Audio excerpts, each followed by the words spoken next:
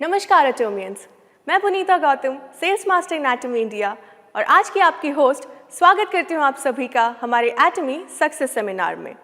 सबसे पहले आप सभी को गणतंत्र दिवस की हार्दिक शुभकामनाएं। जैसे कि आप जानते हैं कि हम अपने हर सेमिनार की शुरुआत कंपनी मोटो से करते हैं, तो क्या आप सब तैयार हैं कंपनी मोटो के लिए? Cherish the spirit, create the vision, follow the faith, serve in humility. Come on, let's do it. Atomy की सफलता के पीछे हमारे चेयरमैन डॉक्टर हानगेल पार्क की कड़ी मेहनत है। तो आइए जानते हैं उनकी जीवनी के बारे में। उन्होंने वुसोंग यूनिवर्सिटी से बिजनेस एडमिनिस्ट्रेशन में पीएचडी की है। साथ ही साथ कोरिया डायरेक्ट सेलिंग एसोसिएशन के अध्यक्ष के रूप में भी कार्यरत हैं। वर्ष 2019 से वह कई प्रतिष्ठित पदों पर हैं और वर्तमान में WFDSA यानी world federation of direct selling association के CEO काउंसिल के सदस्य हैं। ड्रीमी हाई स्कूल के प्रेसिडेंट हैं और बड़े सम्मान और गर्व के साथ हम उनसे वर्ष 2009 से एटमी कॉरपोरेशन के अध्यक्ष के रूप में प्रेरणा ले रहे हैं। तो आइए अब हम देखते हैं हमारे चेयरमैन की एक मोटिवेशनल वीडियो। नमस्कार। यूएस में एटमी के सेमिनार अटेंड करने के बाद मुझ में काफ़ी उम्मीदें आ गई हैं। ये इसलिए क्योंकि ज़्यादा से ज़्यादा लोकल अमेरिकन्स एटमी ज्वाइन कर रहे हैं। इससे पहले सिर्फ सेकेंड जनरेशन कोरियंस इसके साथ जुड़ते थे, पर अब बहुत ज़्यादा है और लोकल अमेरिकन्स बहुत जुड़ चुके हैं हमारे साथ। हमारे ओवरनाइट सेमिनार्स करे जाते हैं आधी रात तक, पर कई ऐसे लोग थे जिन्होंने आखिर तक पार्टिसिपेट किया। जिस तरह से मैंने उन्हें भाग लेते देखा परफॉर्मेंसेस में, मुझे सच में लगा कि वो हमारे एटमी कल्चर में घुल रहे हैं। मुझे महसूस हुआ कि एटमी सच में ग्लोबल बनती जा रही है। इस वक्त कोरिया में कोरियन कंपनियों के बीच हम लोग कमाई में नंबर 1 बन चुके हैं। ऐसा कह सकते हैं कि एटमी एक नेटवर्क मार्केटिंग कंपनी बन चुकी है जो कोरिया को रिप्रेजेंट करती है। मैं उम्मीद करता हूं कि एटमी कोरियन प्रोडक्ट्स को ले जा सकेगी पूरी दुनिया भर में। मैं ये भी उम्मीद करता हूं कि एटमी एक ग्लोबल डिस्ट्रीब्यूशन हब का रोल अदा कर पाएगी। मैं नेटवर्क मार्केटिंग के साथ जुड़ा सबसे पहली बार 1992 में ऑस्ट्रेलिया में। मेरे पास एक्चुअली बहुत एक्सपीरियंस है मैन्युफैक्चरिंग इंडस्ट्री में। मैंने नौकरी करी है 17 साल तक। मैं इंचार्ज था गाड़ियों के पुर्जे बनाने के प्लास्टिक इंजीनियरिंग से। असल में मैं एक बिजनेस ट्रिप पे था ऑस्ट्रेलिया में गाड़ियों के पुर्जे बेचने के लिए, जहां मेरे एक दोस्त ने नेटवर्क मार्केटिंग से मेरे को इंट्रोड्यूस करवाया। मुझे अनुभव हुआ कि कितना क्रांतिकारी हो सकता है ये मार्केट, और ऐसे मैं नेटवर्क मार्केटिंग में आया। जल्द ही मुझे एहसास हुआ कि मैं बहुत अमीर नहीं बन सकता सिर्फ मेरी तनख्वाह से। ये मेरे रिटायरमेंट के बाद की जिंदगी तैयार नहीं कर सकता था। तो मैंने अपनी नौकरी छोड़ी और एक नेटवर्क मार्केटिंग कॉन्ट्रैक्टर बन गया। एक नेटवर्क मार्केटिंग कॉन्ट्रैक्टर के रूप में काफी सफल था मैं। ऐसा माना जाता था कि एक नेटवर्क मार्केटिंग मॉडल एक इंटरनेट शॉपिंग मॉल के साथ मिलकर काफी बड़ा हो जाएगा। तो मैंने सोचा कि नेटवर्क मार्केटिंग के जिंदा रहने के लिए मुझे जरूरत थी इस नए बिजनेस की। मुझे किसी भी तरह की इन्वेस्टमेंट नहीं मिली किसी संस्था से, पर किसी तरह मुझे जितने पैसे चाहिए थे वो मैंने मैनेज कर लिए। मैंने जो बिजनेस शुरू किया वो था IamKorea.com। ये एक इंटरनेट शॉपिंग मॉल था जहां तकरीबन 50 नेटवर्क मार्केटिंग कंपनियां अपने प्रोडक्ट सेल करेगी इस प्लेटफॉर्म पर। तो जाहिर है कि एक कॉन्ट्रैक्टर की नौकरी मैंने छोड़ दी और इस नई कंपनी में मैं एक CEO बन गया। और जब मैं ये नया बिजनेस चला रहा था, एक बार फिर से बहुत सारे पिरामिड स्कीम्स चल रहे थे जो पूरी कोरिया में फैल चुके थे। वैसे पैसे निवेश करना प्रॉफिट्स पाने के लिए फाइनेंस के क्षेत्र के अंदर है, क्योंकि वो लोग इस्तेमाल कर रहे थे नेटवर्क मार्केटिंग टैक्टिक्स। लोगों को और फंड्स को इकट्ठा करके लोगों ने सोचा कि ये कंपनियां पूरी नेटवर्क मार्केटिंग को रिप्रेजेंट करती हैं। इसी वजह से पूरा का पूरा समाज नेटवर्क मार्केटिंग कंपनियों को एक बहुत बुरी नजर से देखने लगे। इसी वजह से जो पहली कंपनी मैंने शुरुआत करी चल नहीं पाई। नेटवर्क मार्केटिंग कंपनियों के बुरे प्रचार की वजह से मैं पूरी तरह से दिवालिया हो चुका था। मेरे पास कोई घर नहीं था और मेरी गाड़ी छीन ली गई थी मुझसे। मुझे रहना पड़ रहा था एक छोटे से अपार्टमेंट में। ऐसे कई हालात भी हुए हैं जहां कई सीईओ बहुत बीमार हो गए हैं जब उनका बिजनेस नहीं चल पाता है। मुझे भी लिवर सिरोसिस से डायग्नोस किया गया था और डायबिटिक्स। मेरी तबीयत बहुत खराब हो चुकी थी। तो मेरे एक डॉक्टर दोस्त ने कहा कि मुझे और काम नहीं करना चाहिए। मैंने उससे कहा कि मुझे अपने परिवार को संभालना है और उसने कहा एक पिता भी जो पैसे नहीं कमाता वो भी मरा हुआ नहीं जिंदा ज्यादा अच्छा लगता है। और मुझे याद है कि मेरे दोस्त ने मुझे ये कहा था। उसने कहा मेरे लिए जिंदा रहना ज्यादा जरूरी था। मेरे पास कोई चॉइस नहीं थी तो मैंने अपने दोस्त की बात मान ली और मेरी हालत कुछ ऐसी हो चुकी थी कि मैं काम कर ही नहीं सकता था। जब मैं बीमार था मैं सोचता था कि जब मैं ठीक हो जाऊंगा तब मैं क्या करूंगा। और फिर मुझे याद आया कि मैं एक नेटवर्क मार्केटिंग कॉन्ट्रैक्टर हो सकता हूं अगर मेरी तबीयत ठीक हो जाए, चाहे थोड़ी सी हो। मुझे लगा कि मैं ये कर सकता हूं। एक सीईओ बनना मेरे लिए एक बहुत बोझ वाली बात थी और स्ट्रेस इतना ज्यादा था कि मैं किसी तरह से बिजनेस मैनेज नहीं कर सकता था अपनी ऐसी तबीयत के साथ। मैंने सोचा कि अगर मुझे एक अच्छी कंपनी मिल जाए मैं उस कंपनी में जा सकता हूं और एक कॉन्ट्रैक्टर के तौर पर काम कर सकता हूं। मैंने एक ऐसी कंपनी सोची जिसमें होगी जबरदस्त ट्रेनिंग। शायद मैं एकदम नीचे स्तर से शुरुआत कर सकता हूं क्योंकि जो लोग ऊंचे पदों पर हैं वो ज्यादा चीजों के लिए चिंता करेंगे। तो मैंने ढूंढना शुरू किया देखने के लिए कि ऐसी कोई कंपनी है या नहीं जहां मैं शुरुआत कर सकता हूं निचले स्तर से। जब मैं इस तरह की कंपनी ढूंढ रहा था मेरे पास 4 क्राइटेरिया थे जो मैंने इस्तेमाल किए थे उस कंपनी की क्षमता को मापने के लिए। मैं ढूंढने लगा ऐसी कंपनियां जहां मिलेगी मुझे ये चारों क्राइटेरिया जो मैंने सेट की थी। उस कंपनी को पूरे करने थे वो चारों क्राइटेरियाज। वो चारों क्राइटेरिया कुछ ऐसे थे। पहला, उसका सीईओ होना चाहिए एक्सपीरियंस्ड और सक्षम इस क्षेत्र के अंदर। एक और चीज जो मैंने देखी थी सीईओ की ईमानदारी। दूसरा था कंपनी के उत्पाद। उपभोक्ता उन उत्पादों को दूसरे बार खरीदते हों। इस चीज के होने के लिए उन उत्पादों को होना था उच्च क्वालिटी के और उन्हें होना था किफायती। एक और शर्त थी कि इन्हें होना था रोजमर्रा की चीजें। ऐसा इसलिए क्योंकि लग्जरी प्रोडक्ट चाहे कितने अच्छे या सस्ते हो कुछ लोग उन्हें नहीं खरीदेंगे, पर रोजमर्रा की चीजें हर दिन हर कोई इस्तेमाल करता है। हर कोई इन चीजों का इस्तेमाल करता है। तो अगर उत्पाद अच्छे हैं और सस्ते हैं एक निर्धारित कमाई हमेशा होगी। इसी वजह से एक शर्त ये थी कि उन उत्पादों को उपभोक्ताओं को दूसरी बार खरीदना चाहिए। तीसरा था कंपनसेशन प्लान। कंपनसेशन प्लान होना चाहिए था आसान और लंबे वक्त के लिए। साथ ही इसमें एक संतुलन होना चाहिए था। उदाहरण के तौर पर सिर्फ ऊंचे रैंक वाले मेंबर्स बहुत ज्यादा कमाते हैं या जिन लोगों को ज्यादा प्रमोशन नहीं मिलती उनको ज्यादा नहीं मिलता, वो बिल्कुल भी मेंबर्स को उत्साहित नहीं करेगा।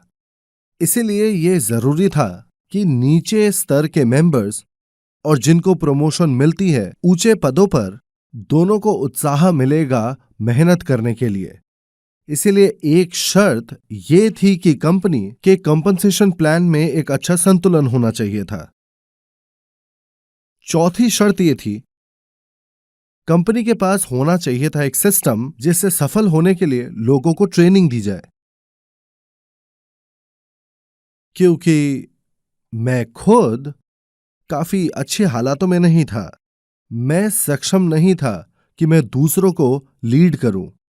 इसीलिए मैंने सोचा कि उस कंपनी के पास एक सिस्टम होना चाहिए था जो उनके मेंबर्स को सफल बनाएगा। और ये थे 4 क्राइटेरियाज जिसे मैं ढूंढ रहा था एक कंपनी में जिसे मैं ज्वाइन कर सकूं। मैं 3 साल तक ऐसी कंपनी ढूंढता रहा पर मुझे नहीं मिला। बहुत सारी नेटवर्क मार्केटिंग कंपनीज थी पूरी दुनिया भर में और कुछ कोरिया में भी थी, पर मुझे एक भी कंपनी नहीं मिली जो इन चारों क्राइटेरियाज को पूरा कर सके। मैं सिर्फ ढूंढ रहा था एक ऐसी कंपनी जहां मैं जाकर कॉन्ट्रैक्टर के रूप में काम कर सकूं, पर मुझे ऐसी कंपनी मिली ही नहीं और इसीलिए मैंने एटमी शुरू करी। जब मैंने एटमी की शुरुआत करी, आपको क्या लगता है मेरे दिमाग में क्या था? मेरे दिमाग में ये 4 क्राइटेरिया थे जब मैं एटमी की शुरुआत कर रहा था। कुछ नेटवर्क मार्केटिंग कंपनियों में उनके सीईओज को नेटवर्क मार्केटिंग का कोई अनुभव ही नहीं है।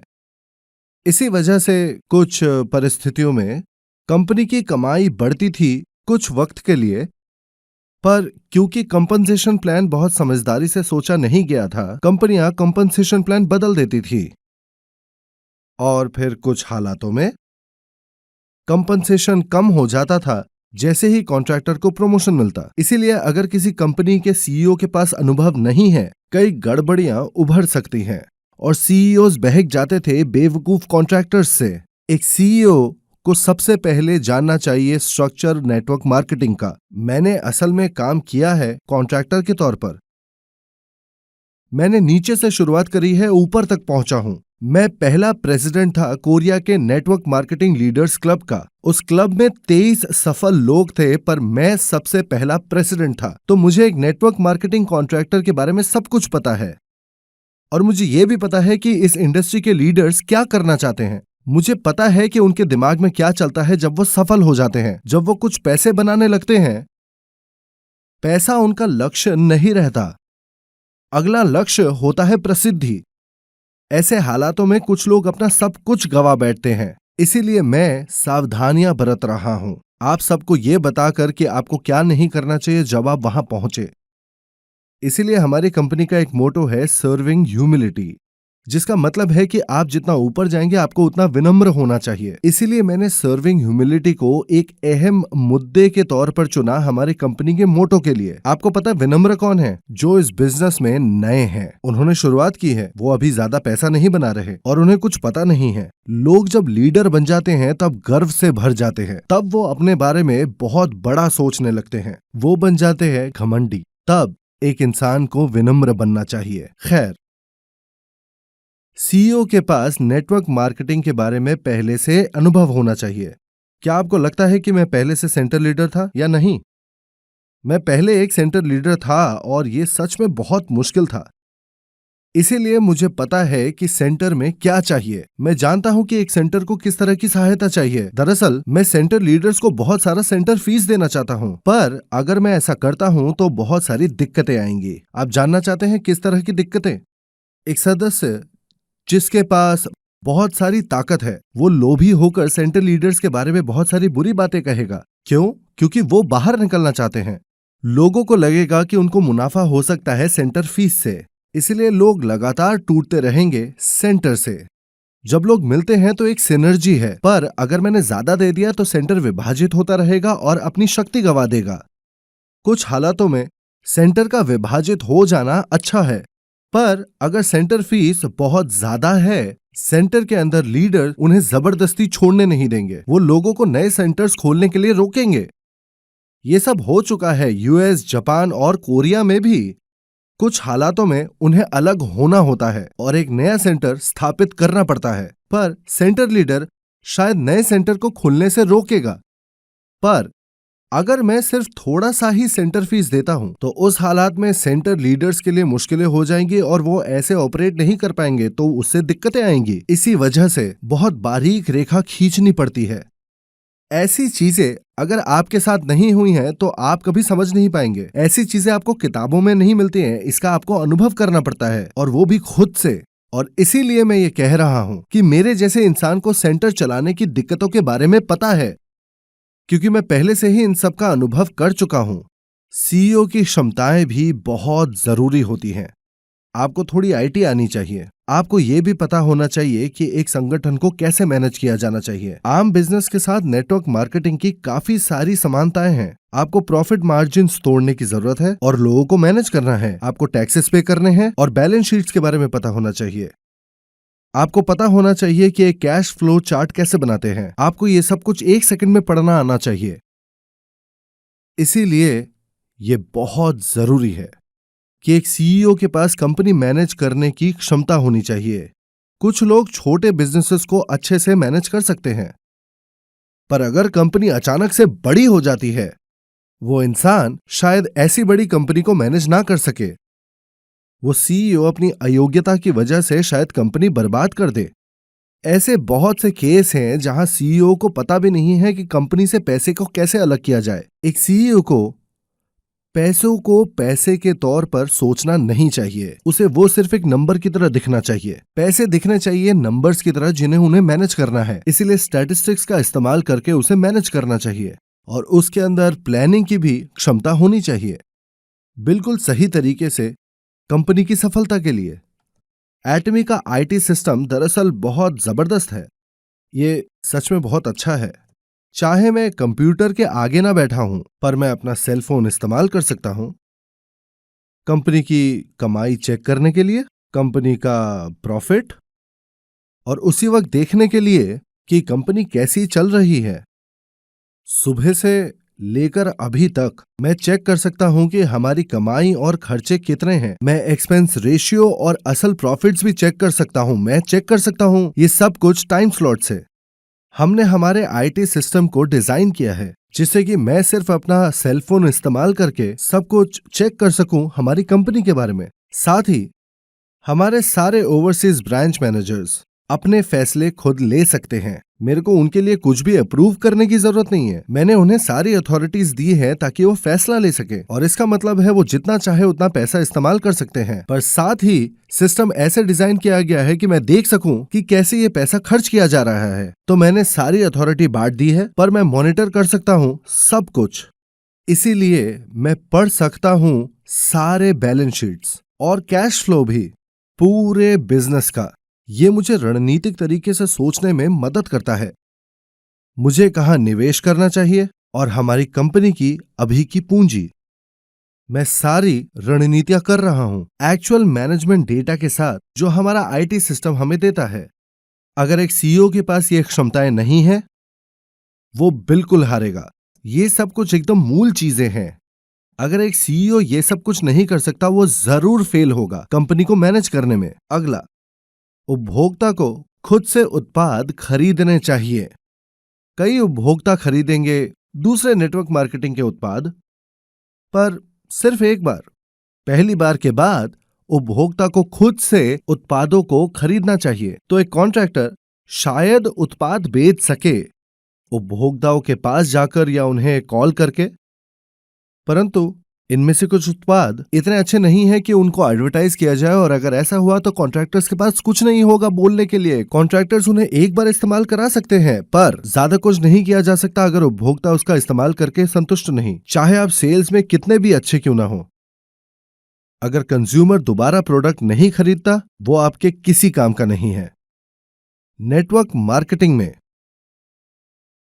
पहले लेवल के उपभोक्ता जिनको आप प्रोडक्ट्स के बारे में बताते हैं और जो दूसरे लेवल पे हैं, उन्हें खुद से प्रोडक्ट्स खरीदने चाहिए, और जो सबसे ऊपर है उन्हें अपने आप प्रोडक्ट्स खरीदते रहना चाहिए। पर मान लीजिए कि जो उपभोक्ता सबसे ऊपर है वो अपने प्रोडक्ट्स नहीं खरीदते हैं। यहाँ वाले प्रोडक्ट्स खरीदते हैं पर ये वाले नहीं। मान लीजिए पिछले उपभोक्ताओं के लिए रीपर्चेजेस नहीं हो रहे हैं। इसका मतलब है कि ये नीचे वालों की कमाई से इन ऊपर वालों की कमाई की क्षतिपूर्ति होनी चाहिए। अगर पाई इतना बड़ा हो जाता है, सिर्फ यहां इस ग्रुप से आई हुई कमाई काफी नहीं है। ये एक टिकने वाला मॉडल नहीं होगा। ये सिस्टम ढह जाएगा क्योंकि ये अपने आप को संभाल नहीं पाएगा। इसीलिए अगर कंज्यूमर्स रीपरचेज नहीं करते हैं प्रोडक्ट्स को, वो बिजनेस सफल नहीं हो पाएगा। अब क्योंकि रीपरचेसेस काफी कंपनियों के लिए नहीं हो रही है, वो जबरदस्ती उपभोक्ताओं को प्रोडक्ट्स रीपरचेज करवाते हैं। इसे कहा जाता है मेंटेनिंग कंडीशन। ये एक ऐसी कंडीशन है जो एक कॉन्ट्रैक्टर को पूरी करनी होगी ताकि उसे कंपनसेशन मिल पाए। एक शर्त दी जाती है कॉन्ट्रैक्टर्स को। कंपनसेशन सिर्फ उसे दिया जाता है जो जरूरत की कमाई को पूरा कर सके। ऐसी शर्तें रखी जाती है कॉन्ट्रैक्टर्स पर। इसी वजह से कई सारे दूसरे नेटवर्क मार्केटिंग कंपनीज में ज्यादा कॉम्पनसेशन पाने के लिए आपको ज्यादा प्रोडक्ट्स खरीदने पड़ते हैं। जल्द ही ये प्रोडक्ट्स आपके घर में भर जाएंगे। ऐसा इसलिए क्योंकि कॉन्ट्रैक्टर्स अपने कंपनसेशन के लिए प्रोडक्ट्स खरीदते रहते हैं। ये कुछ दिक्कतें हैं, पर अगर हर उपभोक्ता प्रोडक्ट खरीदे अपने खुद की जरूरत के लिए, जल्द ही सारे कोरियन लोग इस्तेमाल करेंगे हमारे प्रोडक्ट्स। तो एटमी की कमाई कम नहीं होगी। क्यों? क्योंकि ये लोग हमारे प्रोडक्ट्स दोबारा खरीदेंगे और ये कॉन्ट्रैक्टर्स उसका इस्तेमाल करेंगे अपने कंपनसेशन के लिए। ये लोग खरीदेंगे क्योंकि इससे इनकी कमाई होगी और ये लोग काफी पैसा बना सकते हैं, इसलिए ये इस्तेमाल करेंगे। जो लोग ऊपर है वो और भी पैसा कमाएंगे, इसलिए वो भी खरीदेंगे। जरूर खरीदने की वजह अलग हो सकती है, पर इस सिस्टम से किसी को नुकसान नहीं होता। क्यों? क्योंकि जो लोग नीचे हैं वो प्रोडक्ट जरूर खरीदेंगे क्योंकि ये अच्छे हैं और किफायती भी। ये लोग कुछ ऐसा नहीं खरीद रहे जिसकी इनको जरूरत नहीं है। ये घर के सामान खरीद रहे हैं जिनकी इनको जरूरत है। अगर हमारे प्रोडक्ट्स नहीं तो वो कहीं और से ये प्रोडक्ट्स खरीदेंगे। वो लोग डिस्काउंट स्टोर्स जाएंगे या टीवी होम शॉपिंग से खरीदेंगे। उपभोक्ता इन्हें खरीदेंगे इंटरनेट शॉपिंग मॉल से या किसी और जगह से। क्योंकि हमारे प्रोडक्ट्स उच्च क्वालिटी के हैं और किफायती हैं, तो हमारे प्रोडक्ट्स का इस्तेमाल करके ही उपभोक्ताओं को फायदा हो जाता है। सिर्फ कंपनसेशन इनकम से उपभोक्ताओं को फायदा नहीं हो रहा, पर सिर्फ हमारे प्रोडक्ट्स खरीद कर ही। ये इतना आसान है। एक कंपनी के प्रोडक्ट्स के ऐसे लाभ होने चाहिए। इसीलिए जब मैंने सबसे पहले इस कंपनी की शुरुआत की, मुझे पता था हमारे प्रोडक्ट्स उच्च क्वालिटी के होंगे। फिर मैंने कीमतों को कम करना भी शुरू कर दिया। मार्केटिंग प्लान आसान होना चाहिए और लंबे वक्त के लिए इसे स्थिर होना चाहिए। कंपनी के पास एक संतुलित बैलेंस मार्केटिंग प्लान भी होना चाहिए। अगर आप कई अमेरिकन नेटवर्किंग कंपनियों को देखें तो ज्यादातर के पास ब्रेकअवे प्लान है। चलिए मैं समझाता हूं कि ब्रेकअवे प्लान क्या होता है। विस्तार रूप से एक चीज होती है जिसे कहते हैं स्टेयर स्टेप ब्रेकअवे प्लान। इस सिस्टम में अगर आपके नीचे सिर्फ एक लाइन है तो फिर सिर्फ आपको कंपनसेशन मिल सकती है आपके नीचे सिर्फ 2 लेवल्स तक। ये मूल आधार है इस सिस्टम का। उदाहरण के लिए, अगर आपके पास 2 लाइनें हैं, आपको सिर्फ कंपनसेशन मिल सकता है नीचे 3 लेवल तक, सिर्फ यहां तक। तब जब आपके पास सिर्फ 2 लाइनें हैं, अगर आपके पास है 3 लाइनें हैं तो आपको अपने नीचे 4 लेवल तक कंपनसेशन मिल सकता है। और ऐसे ये काम करता है। तो ये एक ऐसा सिस्टम है जो कॉन्ट्रैक्टर्स को प्रोत्साहित करता है ताकि वो ब्रांच आउट करते रहे 3, 6, 9 तक। इतनी सारी लाइंस। इस सिस्टम को कहा जाता है स्टेयर स्टेप ब्रेकअवे प्लान, क्योंकि ये दिखाता है कि आपके पास जितनी ज्यादा लाइनें हैं, आपको ज्यादा कंपनसेशन मिल सकता है स्टेयर स्टेप के आकार में। लेकिन इसका मतलब है कि चाहे आपकी लाइनें कितनी भी गहरी क्यों ना हो, अगर आपके पास सिर्फ एक लाइन है, आपको सिर्फ कंपनसेशन मिल सकता है नीचे 2 लेवल तक। तो इस लाइन के नीचे आप और लोगों को नहीं लगा सकते हैं, है ना? इसका मतलब आपको लोगों को रखना होगा ठीक अपने नीचे। ये साथ मिलकर रहने के कैपिटलिज्म को प्रमोट नहीं करता है। ये साफ तरीके से दिखाता है कि हर इंसान को खुद के लिए काम करना है। तो सिर्फ सक्षम लोग ही सफल हो पाते हैं उन कंपनियों में जहां पर है ऐसा ब्रेकअवे प्लान। इसीलिए ऐसी अफवाहें हैं कि एक इंसान ने कोरिया में कमाए हैं 75 करोड़ से भी ज्यादा। बस एक। हमारी कंपनी में एक इंसान नहीं बना सकता है 75 करोड़। वैसे एक बात है, सारी नेटवर्क मार्केटिंग कंपनीज हमारे और दूसरों को मिलाकर सब सिर्फ कमाई का 35% कंपनसेशन के रूप में दे सकते हैं। तो अगर एक इंसान को बहुत सारा पैसा मिलता है तो आपको क्या लगता है कि यहाँ इन लोगों के साथ क्या होगा? इसीलिए अगर आप सुपरमैन नहीं हैं तो आप सफल नहीं हो सकते। ऐसी कंपनियों में सफल होना काफी मुश्किल है। इनका मार्केटिंग प्लान बहुत मुश्किल है। मैं इनमें से एक ऐसी कंपनी में जाने वाला था। मुझे लगा कि मैं सफल हो जाऊंगा ऐसी तरह की कंपनी में, लेकिन मेरे ज़मीर ने मुझे इजाजत नहीं दी कि मैं दूसरों को कहूं कि जैसा मैंने किया अगर वो वैसा करे तो वो सफल होंगे। चाहे ये कंपनियां कहती हो कि हर कोई सफल हो सकता है, पर अगर आप सच में सुपरमैन नहीं हैं तो आप सफल नहीं हो सकते। हालांकि अगर आप एटमी में देखें तो जो लोग सफल हुए हैं उनके अंदर कुछ खास टैलेंट नहीं है। वो आम लोग हैं जिन्हें गाने पसंद हैं, जो ड्राइवर्स हैं। एक बूढ़ी औरत भी है जिनकी उम्र 70 साल से ज्यादा है। अगर आप उन सबको देखें जो सफल हुए हैं, वो सारे सिर्फ आम लोग हैं। असल में ज्यादातर आम लोगों के मुकाबले कम टैलेंटेड है। इसका कारण यह है कि क्योंकि हमारे पास है बाइनरी सिस्टम। एटमी में आपके पास सिर्फ 2 लाइनें हो सकती है, आपके पास 3 लाइनें नहीं हो सकती। आप ऐसा नहीं कर सकते। इस वजह से लोगों को दूसरों को इन 2 लाइनों के नीचे डालना पड़ता है। आप चौथी लाइन नहीं बना सकते, तो आपको यहाँ ब्रांच आउट करना है। ठीक वैसे ही 5वीं को भी आपको यहाँ ब्रांच आउट करना पड़ेगा। इसको सच में कहते हैं साथ में रहना। अगर आपको मार्केटिंग प्लान्स के बारे में थोड़ा बहुत मालूम हो, आपको पता होगा कि एटमी के पास एक जबरदस्त मार्केटिंग प्लान है। इसीलिए मुझे लगा कि ये बाइनरी सिस्टम ही होना चाहिए। ठीक उसी वक्त मैं सिस्टम के ऊपर बहुत ज्यादा दबाव नहीं डालना चाहता था, इसीलिए इसे एक स्थिर सिस्टम बनाना था हमें।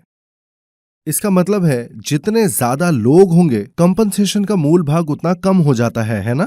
तो इसीलिए शायद पुराने मेंबर्स को बहुत ज्यादा पैसा मिले, पर जो नए हैं उनको कम मिले। ये एक दिक्कत है बाइनरी सिस्टम का। लेकिन ऐसा नहीं हो रहा है एटमी में। अब इसकी वजह यह है कि हमने बहुत सारे सुरक्षा प्रणालियां जोड़ रखी हैं। पहला, मार्केटिंग प्लान आसान होना चाहिए। एटमी में आपको बहुत सारे लाइनें नहीं बनानी पड़ेंगी। दूसरा, लंबे वक्त के लिए मार्केटिंग प्लान सुरक्षित होना चाहिए। तीसरा, ठीक उसी वक्त इसे स्थायी होना चाहिए। जब मैं किसी कंपनी में ज्वाइन करना चाह रहा था, मैंने देखा कि ऐसी कोई कंपनी नहीं है जिनके पास ये सारे क्राइटेरिया हो। तो चौथा क्राइटेरिया क्या है? यही कि ट्रेनिंग सिस्टम होना चाहिए। अगर ये ट्रेनिंग सिस्टम नहीं है तो फिर कॉन्ट्रैक्टर्स को सब कुछ खुद ही करना पड़ेगा। लेकिन एटमी में हम सब कुछ बताते हैं मेंबर्स के लिए हर हफ्ते। आपको सिर्फ ये करना है कि दूसरों को बुलाना है सक्सेस एकेडमी में, और इन लेक्चर्स से आपको हर बात पता चल जाती है। हम आपको सिखाते हैं कि आपको क्या करना चाहिए सफल होने के लिए। इसीलिए मैं आपसे कह रहा हूं कि लोगों को खुद से प्रभावित करने की कोशिश ना करें। बस उनसे कहिए कि सक्सेस एकेडमी में मेरे साथ चलो। आपको बस इतना ही करना है। जल्द ही एक ही जगह में हम अपने सारे सदस्यों से मिल नहीं पाएंगे। जब ऐसा वक्त आएगा, हम इस्तेमाल करेंगे हमारी आईटी योग्यताएं, और लोग लॉग इन कर पाएंगे अपने स्मार्टफोन से। लोग लेक्चर्स को देख सकेंगे वेबसाइट से। एटमी ने ऐसा सिस्टम तैयार किया है जिससे मेंबर्स सीख सकते हैं।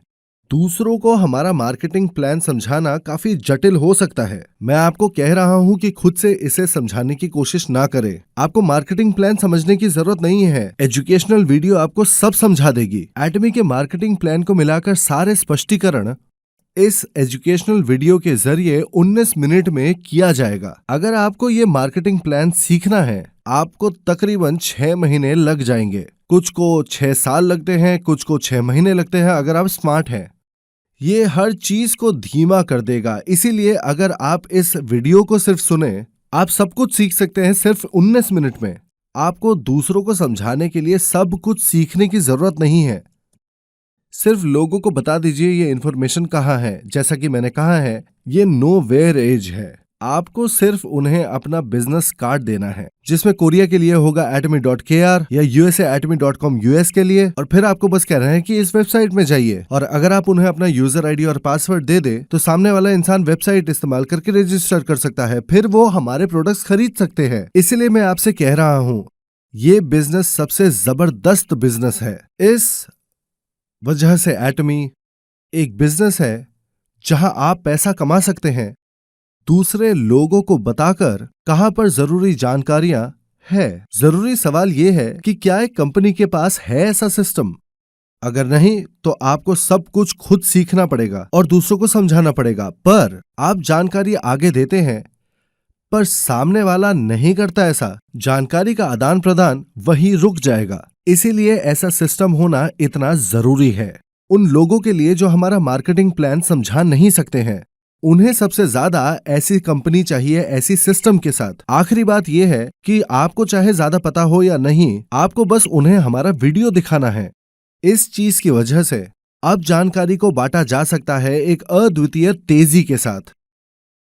जानकारी बांटी जा सकती है 10 से 100, 100 से 1000 और 1000 से 10,000 लोगों तक। अगर आप 6 महीने लगा देंगे मार्केटिंग प्लान सीखने में और फिर उसे लोगों को बताएंगे और फिर सामने वाले को 6 महीने देंगे ताकि वो किसी और को बताए, इसमें बहुत देरी हो जाएगी। जब मैं कहता हूं कि एटमी हो सकती है आने वाले भविष्य में नंबर 1 कंपनी इस दुनिया में, ये सिर्फ ऐसी ही खाली बातें नहीं है। कोरिया की एडवांस्ड IT टेक्नोलॉजी की वजह से हम दूसरे कंपनियों को हराने के लिए इस टेक्नोलॉजी का इस्तेमाल करेंगे जिसका 50 साल का इतिहास है, और वो भी सिर्फ 10 या 15 साल के अंदर।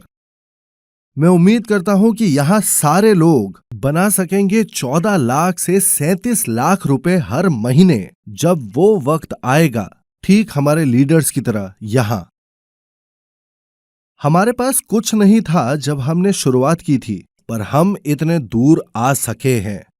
हम अब कोरियन नेटवर्क मार्केटिंग कंपनीज में नंबर 1 है, और मैं यकीन करता हूं कि आप सोच सकते हैं कि हम और कितने बड़े होने वाले हैं आने वाले 5 सालों में। अगली बार मैं आपको समझाऊंगा कि किस तरह से एटमी एक सीढ़ी का काम कर सकती है आपको सामाजिक सीढ़ी में ऊपर चढ़ने के लिए। ये मेरे पहले लेक्चर का अंत है। बहुत बहुत धन्यवाद। और ये थी हमारे चेयरमैन के द्वारा एक और शानदार वीडियो। जैसे इस वीडियो से मुझे प्रेरणा मिली है, आशा है कि आप सबको भी प्रेरणा मिली होगी।